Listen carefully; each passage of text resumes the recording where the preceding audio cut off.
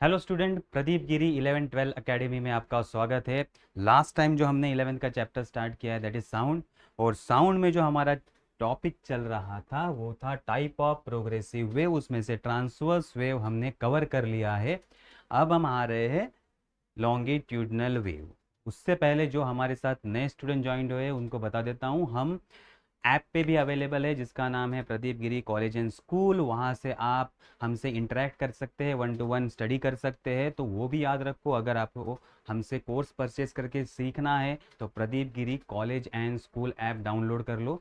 ठीक है, आते हैं हमारे नेक्स्ट टॉपिक पे, that is a longitudinal wave. कल हमने ट्रांसवर्स वेव का स्टडी किया। ट्रांसवर्स वेव के बारे में हमने पॉइंट लिखे, देखो vibration of particle and direction of propagation perpendicular होगा तो उसे हम क्या कहते हैं, ट्रांसवर्स वेव। और ट्रांसवर्स वेव के हमने ये प्रॉपर्टीज सीख ली। अगर ये प्रॉपर्टीज आपको आ रही है सिमिलरली इसी सीक्वेंस से या इसी तरह हमें लॉन्गिट्यूडनल वेव की प्रॉपर्टी भी सीखनी है। तो नेक्स्ट जो हम वेव का टाइप सीखने वाले हैं that is a longitudinal wave. Second type हमारा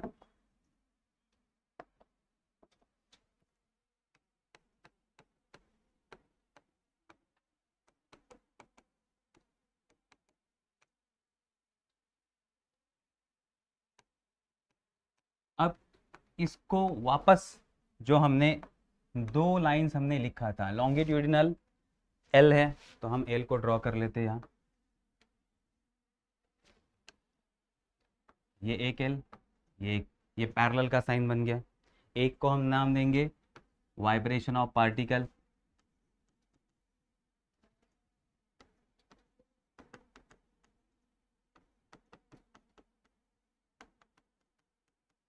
एंड ये है direction of propagation of wave. So अब देखो, vibration of particle and direction of propagation एक दूसरे को पैरेलल होता है, तब उस वेव को कहते हैं longitudinal wave. A wave in which a particle vibrate parallel to direction of propagation of wave, then this wave is known as a longitudinal wave। means अगर वेव इस डायरेक्शन में जा रहा है तो पार्टिकल भी उसी डायरेक्शन में वाइब्रेट कर रहे हैं। मीन्स पार्टिकल इस तरह से वाइब्रेट करेंगे आगे पीछे और वेव आगे चलता जाएगा, उसे कहते हैं हम लॉन्गिट्यूडिनल वेव। मीन्स पार्टिकल का वाइब्रेशन इस तरह से होगा और उसी डायरेक्शन में वेव भी आगे बढ़ता जाएगा, उसी डायरेक्शन में वेव आगे बढ़ता जाएगा। उसको हम क्या कहते हैं, लॉन्गिट्यूडिनल वेव। समझ में आ रहा है कि वेव पार्टिकल इस तरह से वाइब्रेट कर रहे हैं और उसी डायरेक्शन में वेव ट्रैवल कर रहा है, उसे कहते हैं लॉन्गिट्यूडिनल वेव। तो वाइब्रेशन ऑफ पार्टिकल और डायरेक्शन ऑफ प्रोपोगेशन क्या होता है, एक दूसरे को पैरेलल। तो अभी हम डेफिनेशन लिख देते हैं इसका।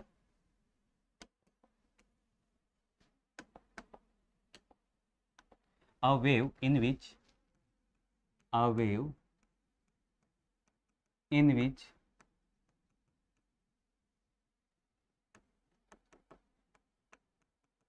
direction of vibration of particle is parallel to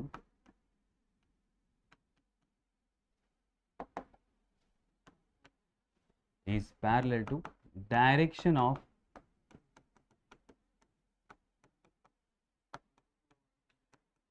propagation of wave। Direct spring का एग्जांपल लेते हैं कि हमारे पास अगर स्प्रिंग है, उसको हमने दो सपोर्ट में टाई किया है। अब आप स्प्रिंग को कॉम्प्रेस करते हो, छोड़ देते हो, तो स्प्रिंग क्या होगा, एक जगह कॉम्प्रेस हो जाएगा और ये इस तरह से वेव आगे बढ़ेगा। उस वेव को हम क्या कहेंगे, लॉन्गिट्यूडिनल वेव। उसका दूसरा एग्जांपल है sound wave. Sound wave is a longitudinal wave. दूसरा वेव कौन सा है, sound wave is a longitudinal wave. तो दो वेव आपको समझ में आ गए।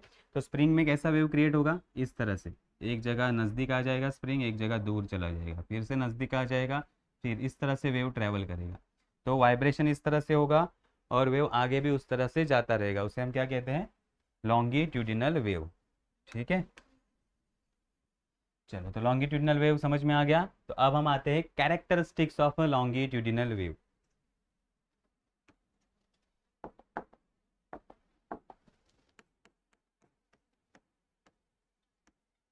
Characteristics of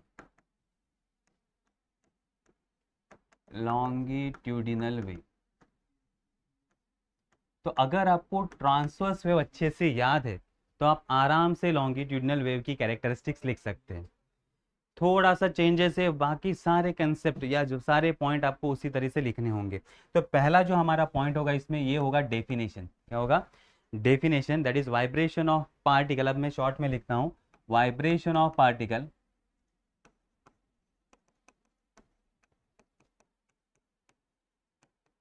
particles of medium parallel to direction of propagation of wave,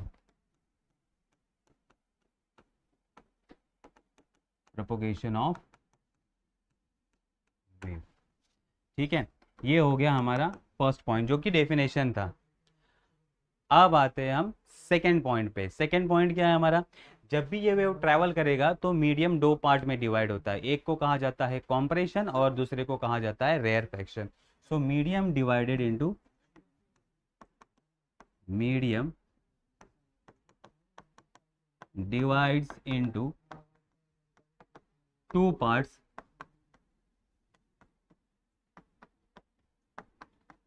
compression and rarefaction, compression and rarefaction. अब जबकि वेव ट्रैवल होगा तो पार्टिकल नजदीक आएंगे, जब वेव ट्रैवल होगा तो पार्टिकल नजदीक आएंगे, उसे हम कहेंगे कॉम्प्रेशन। उसे क्या कहेंगे?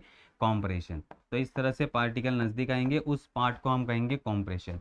और नजदीक आएंगे देन दूर जाएंगे, पार्टिकल वाइडली सेपरेटेड होंगे, वाइडली सेपरेटेड, उसे कहेंगे हम रेयरफैक्शन। वापस कॉम्प्रेशन, वापस रेयरफैक्शन, कॉम्प्रेशन एंड रेयरफैक्शन। तो इस तरह से ये वेव ट्रैवल करता जाएगा, कॉम्प्रेशन रेयरफैक्शन, कॉम्प्रेशन रेयरफैक्शन। सो कॉम्प्रेशन किसे कहते हैं? जहां पार्टिकल क्राउडेड होते हैं उस रीजन को हम क्या कहते हैं? कॉम्प्रेशन। सो लिखते हैं कॉम्प्रेशन किसे कहेंगे हम?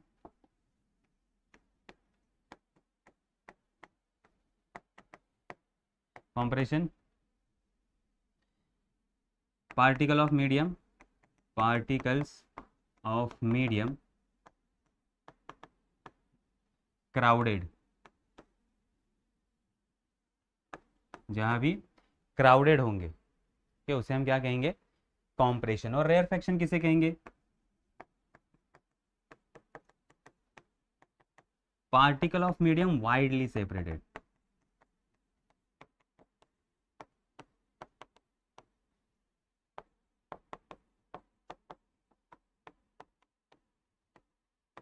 उस रीजन को हम कहेंगे रेयरफैक्शन। तो जहां भी पार्टिकल नजदीक आएंगे उसे हम कहेंगे कॉम्प्रेशन, और पार्टिकल दूर जाएंगे उसे हम कहेंगे रेयरफैक्शन। तो जब भी लॉन्गिट्यूडिनल वेव ट्रैवल करता है तो पार्टिकल या मीडियम दो पार्ट में डिवाइड होता है, कॉम्प्रेशन एंड रेयरफैक्शन। ठीक है, तो एक successive compression and rarefaction form one cycle.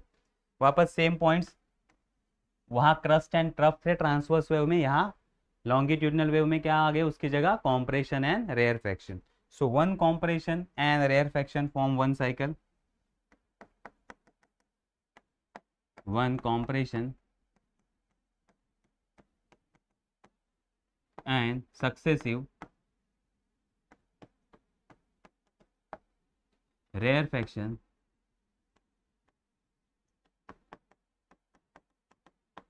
form one cycle of wave। Means एक वेव बनता है तो एक कॉम्प्रेशन एंड रेयरफैक्शन से बनता है। So distance between two particle of successive compression और two particle of successive rarefaction in a same state of vibration is known as a wave, is known as a wavelength.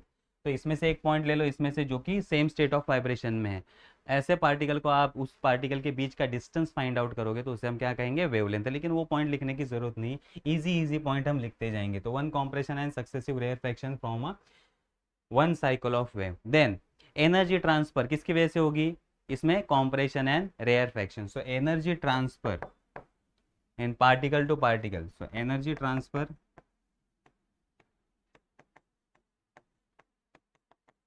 अब एक point से wave start हो गया तो वहां से energy लेके कौन जाएगा, कॉम्प्रेशन एंड रेयरफेक्शन। तो यहाँ एनर्जी ट्रांसफर किसकी वजह से हो रहा है, कॉम्प्रेशन एंड रेयरफेक्शन की वजह से।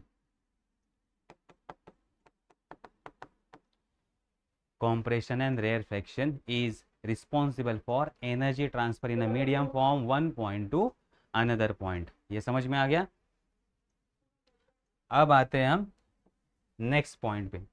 अब लॉन्गिट्यूडनल वेव सॉलिड से ट्रैवल कर सकता है, लिक्विड से ट्रैवल कर सकता है और गैसियस से भी ट्रैवल कर सकता है, तीनों से ट्रैवल कर सकता है। लेकिन ये वैक्यूम या फ्री स्पेस से ट्रैवल नहीं कर सकता, मीन्स उसको मीडियम की रिक्वायरमेंट है। ओके, तो हम लिखेंगे longitudinal wave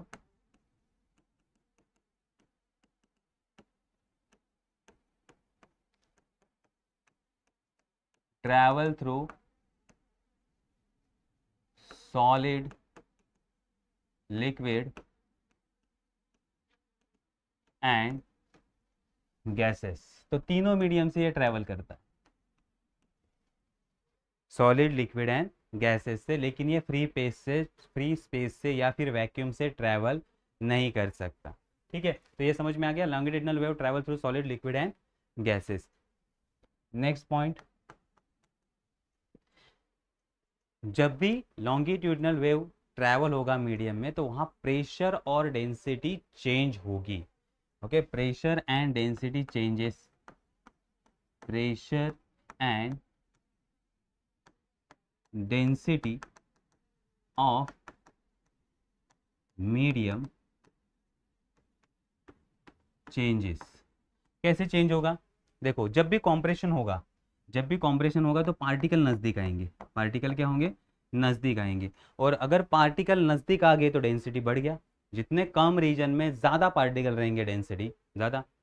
okay, density mass upon volume, कम वॉल्यूम में अगर ज़्यादा मास है तो डेंसिटी ज़्यादा होगी। तो पार्टिकल नज़दीक आ गए तो वॉल्यूम कम हो गया और मास बढ़ गया, पार्टिकल ज़्यादा हो गए।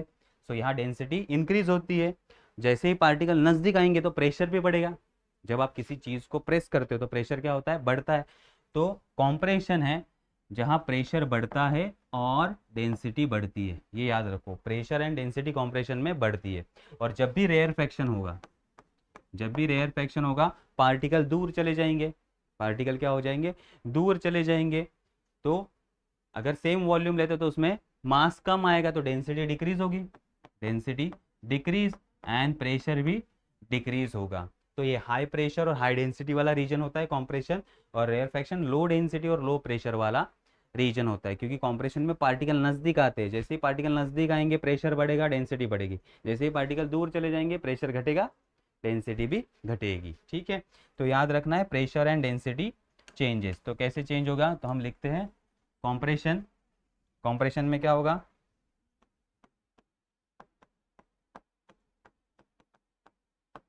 Reason of high pressure and high density. Pressure भी हाई होगा और डेंसिटी भी हाई होगी। ठीक है, एंड देन रेयरफेक्शन,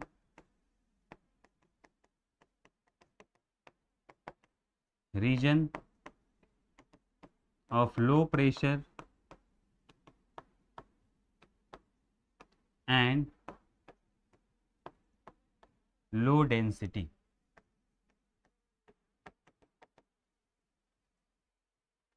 प्रेशर भी कम रहेगा और डेंसिटी भी कम रहेगी।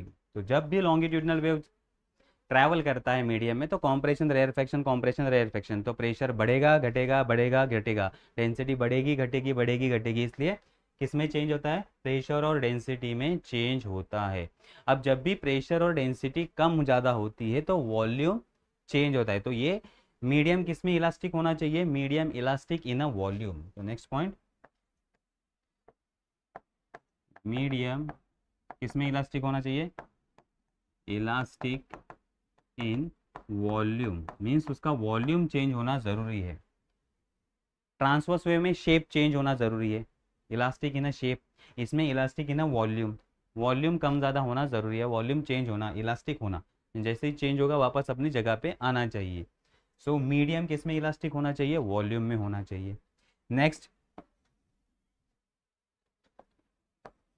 इसका हम पोलराइजेशन नहीं कर सकते।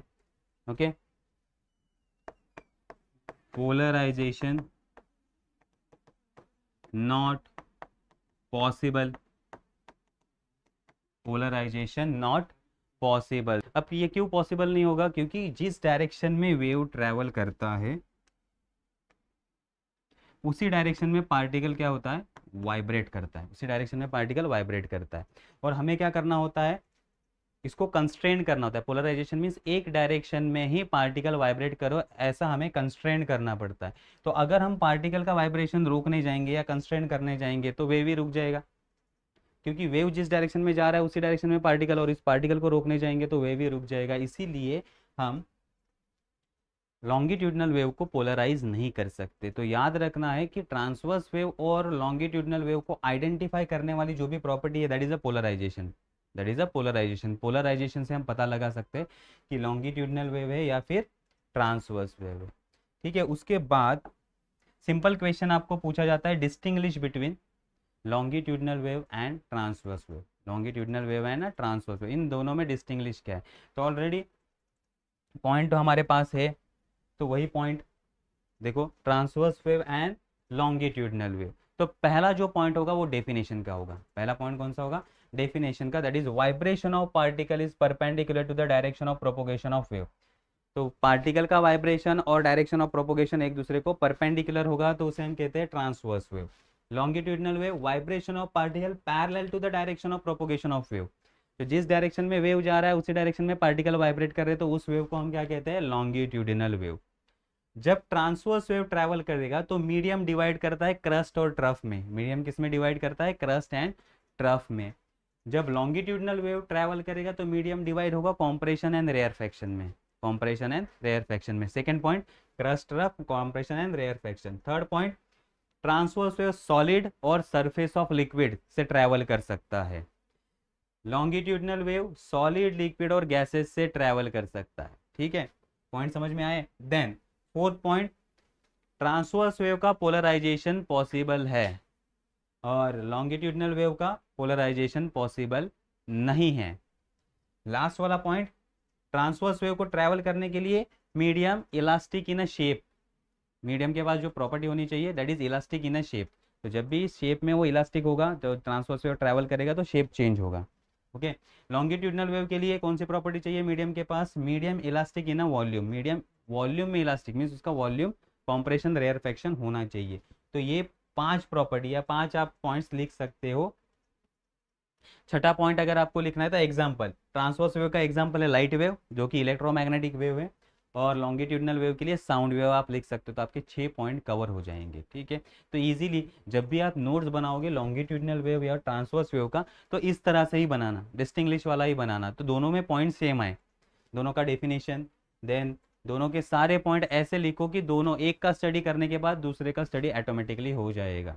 इस तरह से आप नोट्स बनाओ इसके डिस्टिंग्विश में। ठीक है, तो यहाँ हमारा प्रोग्रेसिव वेव के दोनों टाइप खत्म हो चुके हैं, longitudinal wave and transverse wave. Next lecture में नेक्स्ट टॉपिक के साथ मिलते हैं, तब तक के लिए बाय बाय।